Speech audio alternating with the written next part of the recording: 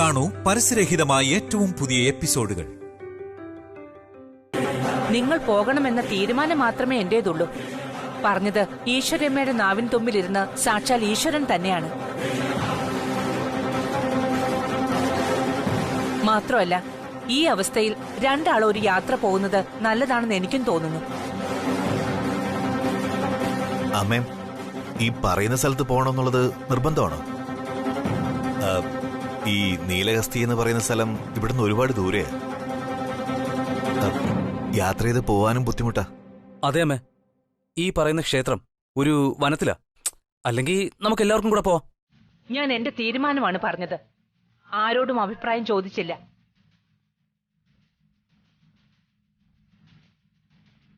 എന്റെ മക്കൾ എപ്പോഴും സന്തോഷമായി ഇരിക്കണം എന്ന് ആഗ്രഹിക്കുന്ന ഒരു അമ്മയാണ് ഞാൻ.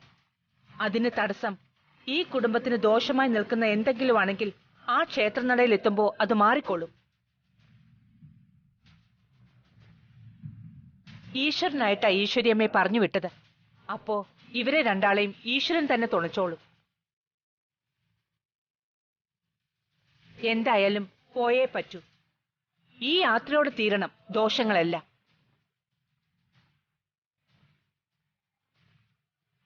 സാന്ദ്ര, അമ്മേ, ഇന്നേക്ക് 3-ാം ദിവസം രവിയും ശ്രീലക്ഷ്മിയും ഇവിടുന്ന് യാത്ര തിരിച്ചിരിക്കും. അതിന് വേണ്ടതെന്താന്ന് വെച്ചാ ചെയ്തോളൂ. ശരി അമ്മേ.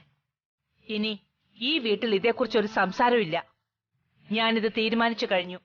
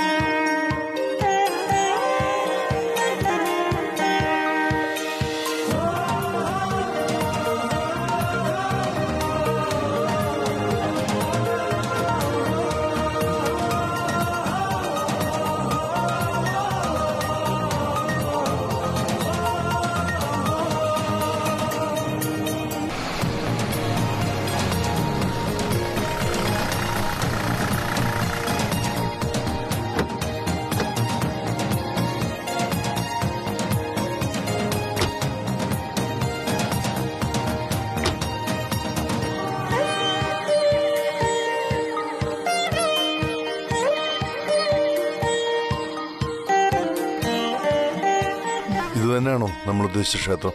ഇത് തന്നെയാ ഈ ക്ഷേത്രത്തിന്റെ പ്രത്യേകത. സാറിനറിയോ? ഇല്ല. ആ, ഞാൻ പറഞ്ഞുതരാം. ക്ഷേത്രത്തിന്റെ വലിപ്പമല്ല, ആരാധനാമൂർത്തിയുടെ ശക്തിയാ പ്രധാനം.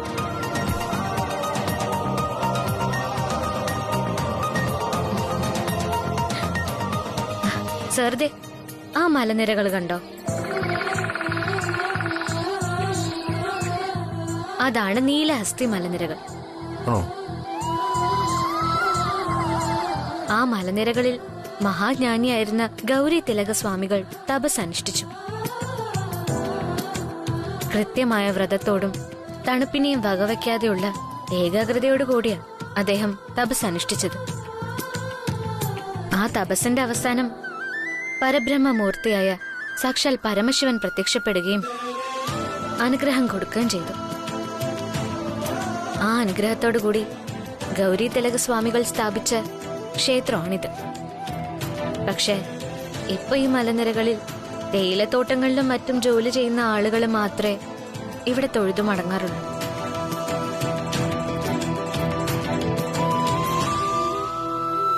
എനിക്ക് ഇത്ര അറിവുകളേ ഉള്ളൂ. ഞാനേതോ മാഗസീനിൽ വായിച്ചറിഞ്ഞതാ.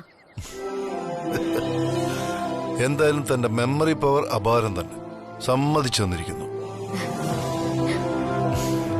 തലേ ദിവസത്തെ കാര്യങ്ങൾ, അതായത് ഇന്നലെ രാവിലെ എന്താ സംഭവിച്ചതെന്ന് എന്നോട് ചോദിച്ചാ ഞാൻ പെട്ടുപോകത്തേ ഉള്ളൂ. ഇത് ഞാൻ സമ്മതിച്ചു. ഇന്ത്യയിലെ മുഴുവൻ അമ്പലങ്ങളുടെയും എൻസൈക്ലോപീഡിയ ആണല്ലോ ഇയാള്. അങ്ങനെ വേണ്ടേ സർ? ദൈവങ്ങളെക്കുറിച്ചും ചരിത്രത്തെക്കുറിച്ചും ആചാരങ്ങളെക്കുറിച്ചും ഒക്കെ അറിഞ്ഞിരിക്കുന്നത് നല്ലതല്ലേ? മാത്രല്ല സാർ, ഈ ക്ഷേത്രത്തിന്റെ ഒരു കൺസ്ട്രക്ഷൻ നോക്കിയേ.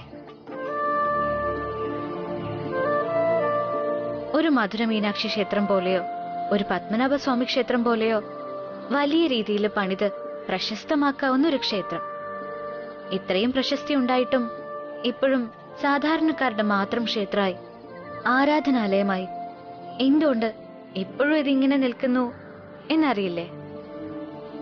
പാവങ്ങളായ ഭക്തരെ കാത്തു സംരക്ഷിക്കുന്ന പാവം നീലകണ്ഠസ്വാമി. ആർഭാടങ്ങളില്ല, ആരവങ്ങളില്ല. നല്ലതാ, വളരെ നല്ലതാ. അതെ, ഇനി ഇവിടെ സംസാരിച്ചു നിന്നാ ചിലപ്പോ തിരിച്ചുപോക്ക് നടന്നില്ലെന്ന് വരും. അതുകൊണ്ട് താമ്പാ, നമുക്ക് തൊഴുതു മടങ്ങാം. വാ.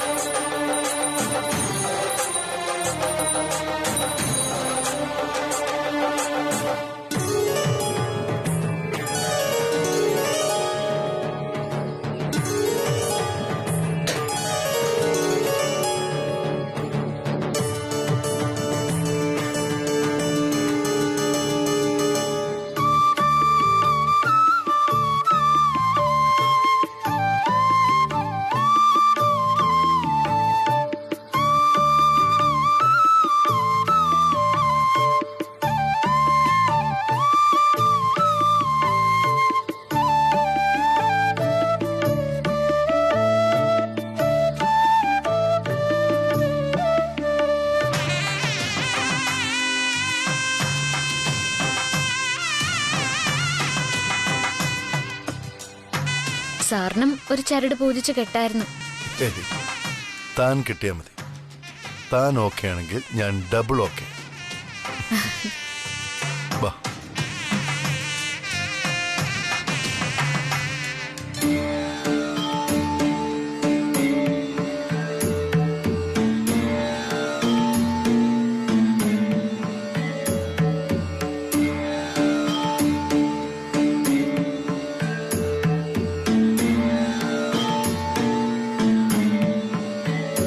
സാർ, ഒരു നിമിഷം. ഞാൻ എവിടെയോ കണ്ടു മറന്ന പോലെ. ഓ, ബുദ്ധിമുട്ടായെങ്കിൽ ക്ഷമിക്കണം. ഞാൻ ഉദ്ദേശിക്കുന്ന ആളാണോന്ന് അറിയില്ല. പക്ഷേ എന്റെ ഓർമ്മ ശരിയാണെങ്കിൽ ഈ പത്രത്തിലൊക്കെ ബിസിനസ് പേജിൽ ആർട്ടിക്കിൾ എഴുതുന്ന Ravichandravarman. Yes, you are right. ആ ആള് തന്നെ ഞാൻ. ഹോ, അപ്പോ എന്റെ ഊഹം തെറ്റിയില്ല. ഇനി ആളെങ്ങാനും മാറി ചോദിച്ച് മോശക്കാരനായി പോകുമെന്നൊരു സംശയം എനിക്കുണ്ടായിരുന്നു. സാറിന്റെ എഡിറ്റോറിയൽ എല്ലാ ആഴ്ചയിലും ഞാൻ വായിക്കാറുണ്ട്. അത് ഞാനൊരു ബിസിനസ്സുകാരനായതുകൊണ്ടൊന്നുമല്ല, ഒരാളെ ഒരു നല്ല ബിസിനസ്സുകാരനാക്കാൻ വേണ്ടിയാ. ഒരു മോനുള്ളത് അങ്ങ് ബാംഗ്ലൂരിൽ BBA പഠിക്കുക. അടുത്തത് മാസ്റ്റർ ഡിഗ്രി എടുക്കാനാ പ്ലാൻ. ബിസിനസിനെ കുറിച്ച് സാർ എഴുതുന്നതൊക്കെ ഞാൻ സൂക്ഷിച്ചു വെക്കും. എനിക്ക് പ്രയോജനം ഉണ്ടായിട്ടല്ല, അവനത് എന്തെങ്കിലും പ്രയോജനപ്പെടുമല്ലോ എന്ന് കരുതിയാ. ഓ, നല്ല കാര്യം, വളരെ സന്തോഷം. അല്ല, പേര് പറഞ്ഞില്ല. എന്റെ പേര് ധർമ്മജൻ. ഓ, ടോപ്പ് ഡിവിഷനിലാ താമസം. അത്യാവശ്യം കൃഷിയും കാര്യങ്ങളൊക്കെയാണ് ഇവിടെ പരിപാടി. ഈ ക്ഷേത്രത്തിന്റെ ഇപ്പോഴത്തെ സെക്രട്ടറിയും ഞാനാണ്. ഓ, എപ്പോഴും ഈ ചുറ്റുവട്ടത്തൊക്കെ തന്നെ കാണും, നാട്ടുകാർക്ക് അല്ലറ ചില്ലറ സഹായങ്ങളൊക്കെ ആയിട്ട്. പരിചയപ്പെട്ടതിൽ വളരെ സന്തോഷം ധർമ്മ ചേട്ടാ. ആയിക്കോട്ടെ, എന്നാ ഞങ്ങൾ ഇറങ്ങിക്കോട്ടെ. ഇപ്പോഴെങ്കിലും തിരിച്ചാലേ നേരത്തെ വീടെത്താൻ പറ്റൂ. അയ്യോ, നിങ്ങൾ മടങ്ങിപ്പോവാണോ? പുണ്യപീഠത്തിലേക്ക് പോകുന്നില്ലേ? പുണ്യപീഠോ? അതെ, മലയുടെ മുകളിൽ മഹാദേവൻ പ്രത്യക്ഷപ്പെട്ട പുണ്യപീഠത്തിലേക്ക് പോകാതെ മടങ്ങുകയാണോ? സാധാരണ സാറിനെ പോലെ ദൂരത്തുനിന്ന് വരുന്നവരൊക്കെ പുണ്യപീഠത്തിലേക്കാ പോകാറുള്ളത്. പോകുന്ന വഴി ഈ അമ്പലത്തിലൊന്ന് കയറും. ചോദിക്കുന്നത് കൊണ്ട് സാർ ഒന്നും കരുതരുത്. എന്തെങ്കിലും വലിയ പ്രാർത്ഥനയായിട്ടാണോ സാർ ഇവിടേക്ക് വന്നത്? അതായത് ബിസിനസ്സിൽ എന്തെങ്കിലും നഷ്ടമോ കുടുംബപരമായോ, ഇനി കുഞ്ഞുങ്ങളുണ്ടാവാത്തത് കൊണ്ടോ?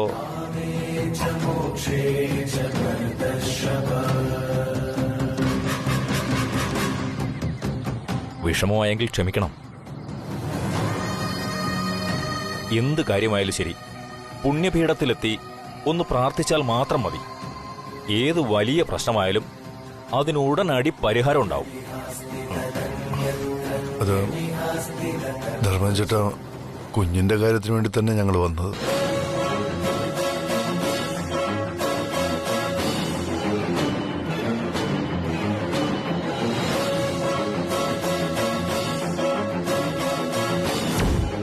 പിന്നെ ഒരു ഗുഡ് ന്യൂസ് ഉള്ളത്, ശ്രീലക്ഷ്മി പ്രഗ്നന്റ് ആണ്.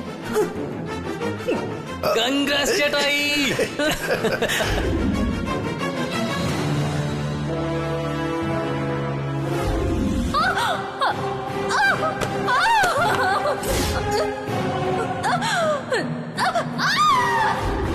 Srilakshmi had an abortion due to the impact of the fall.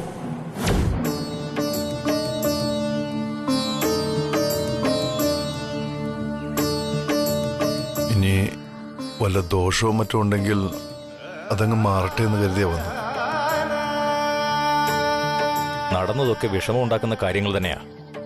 പക്ഷേ എല്ലാത്തിനും പരിഹാരം ഞാൻ പറഞ്ഞത് തന്നെയാ. സാർ ഭാര്യയും കൂട്ടി നേരെ പുണ്യപീഠത്തിലേക്ക് വിട്ടോ. അവിടെ ചെന്ന് മനമൊരുകി കാര്യം പറഞ്ഞാൽ മതി. ഉടനെ പരിഹാരം ഉണ്ടാവും. എന്ത് ദോഷമാണെങ്കിലും മഹാദേവൻ മാറ്റിത്തരും, ഉറപ്പ്.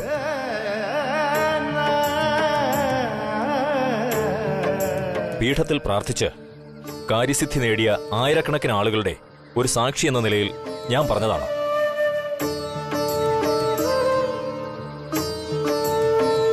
സാർ, നമ്മൾ മൂകാംബികയിൽ പോയാൽ ദർശനം പൂർണ്ണമാകില്ല. കുടജാദ്രിയിൽ കൂടി പോയാലേ അമ്മയുടെ കടാക്ഷം പൂർണ്ണമാകൂ.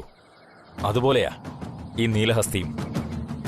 അല്ല, അവിടേക്ക് എങ്ങനെ പോകേണ്ടത്? ഇന്നിനി പോകാൻ പറ്റില്ല. ഓ, ഇന്നിവിടെ തങ്ങിയിട്ട് നാളെ രാവിലെ പോകാം.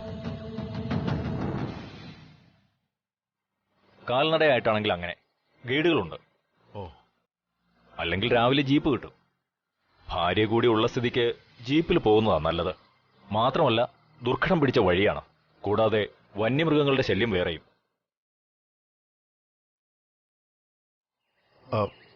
ഇവിടെ താമസിക്കാൻ ഹോട്ടലോ മറ്റോ? ഇവിടെ ധാരാളം ഹോം സ്റ്റേകളുണ്ട്. ഓ. ബി ബ്ലോക്കിൽ നമ്മുടെ ഒരു പരിചയക്കാരന്റെ ബംഗ്ലാവ് ഒഴിഞ്ഞു കിടപ്പുണ്ട്. ഒരു സ്റ്റീഫനും ഭാര്യയുമാണ് അതിന്റെ നോക്കി നടത്തിപ്പുകാർ. സാറിന് വേണ്ട എല്ലാ സഹായങ്ങളും ഞാൻ ചെയ്തു തരാം. സാർ ഒരു 2 മിനിറ്റ് നിൽക്ക്, ഞാനൊന്ന് തൊഴുതിട്ട് ദാ വരുന്നു. ഓ.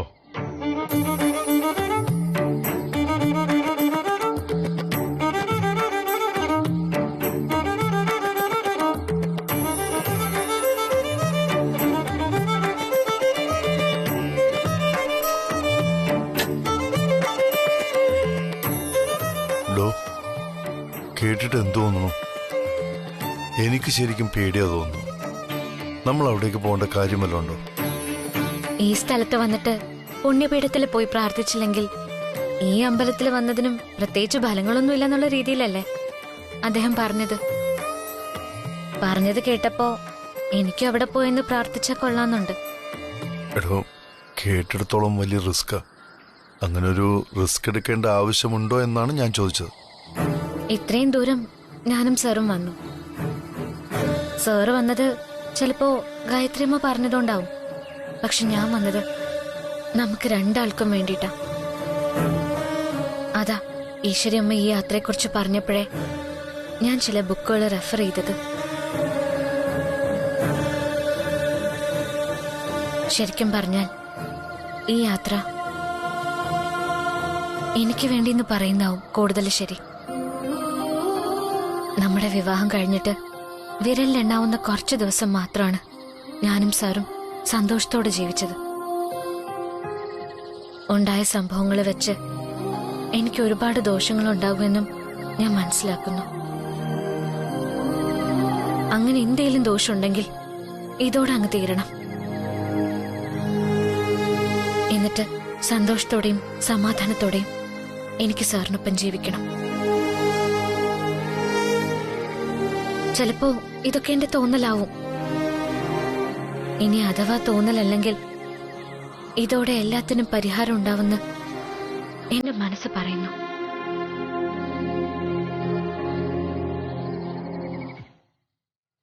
നമുക്ക് പോണം സർ. പുണ്യപീഠത്തിൽ പോയി സകല വിഷമങ്ങളും ഇറക്കി വെക്കണം. അതിന് ഭയത്തിന്റെ ഒന്നും ആവശ്യമില്ല. ഈശ്വരമ്മയുടെ ജ്ഞാനത്തിൽ തെളിഞ്ഞ് ഗായത്രിയമ്മയുടെ തീരുമാനമായി മാറിയ നമ്മുടെ ഈ യാത്ര നമുക്ക് അനുഗ്രഹം മാത്രമേ തരൂ. എനിക്ക് ഉറപ്പുണ്ട്.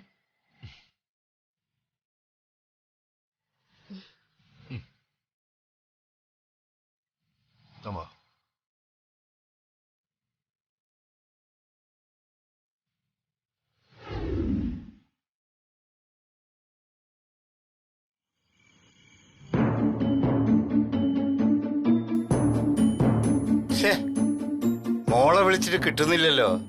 ചേടാ, അവര് ചിലപ്പോ യാത്രയായിരിക്കും ശ്രീടച്ച.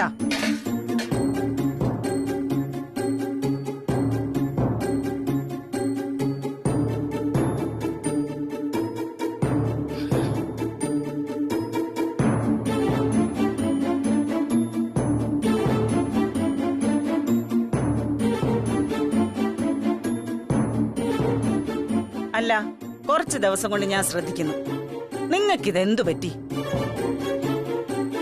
എപ്പോഴും ഒരു പരവേശവും ദേഷ്യവും.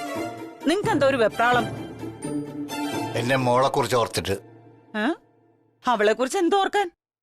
അവൾ അവളുടെ ഭർത്താവിന്റെ കൂടെയല്ലേ പോയിരിക്കുന്നത്. അതെ, അതാ എനിക്ക് പേടി. സാധാരണ പെൺമക്കളുള്ള അച്ഛനമ്മമാർക്ക് പെൺമക്കൾ വീട്ടിൽ നിൽക്കുമ്പോഴാണ് പേടി. ഇത് കല്യാണം കഴിച്ചു കൊടുത്തതിന് ശേഷമായി പോയി. നിങ്ങൾ എന്താ ഈ പറഞ്ഞു വരുന്നത്? രവി സാറ് നമുക്ക് ജീവിക്കാൻ കുറച്ച് കാശ് തന്ന് സഹായിക്കാൻ നോക്കി. അതിഷ്ടപ്പെടാതെ നിങ്ങൾ അത് തിരികെ കൊടുക്കുകയും ചെയ്തു. എന്നിട്ടും ഇനിയും ആ മനുഷ്യനോടുള്ള ദേഷ്യം നിങ്ങൾക്ക് തീർന്നിട്ടില്ലെന്ന് വെച്ചാ? അതല്ല സരോജം കാര്യം. പിന്നെ ഞാൻ പറയുന്നത് കേട്ട് നീ ഒച്ചയും വിളിയൊന്നും ഉണ്ടാക്കരുത്. എന്താ? രവി സാറ തന്റെ ആദ്യ ഭാര്യയായ രാജനന്ദിനിയെ കൊന്നത്.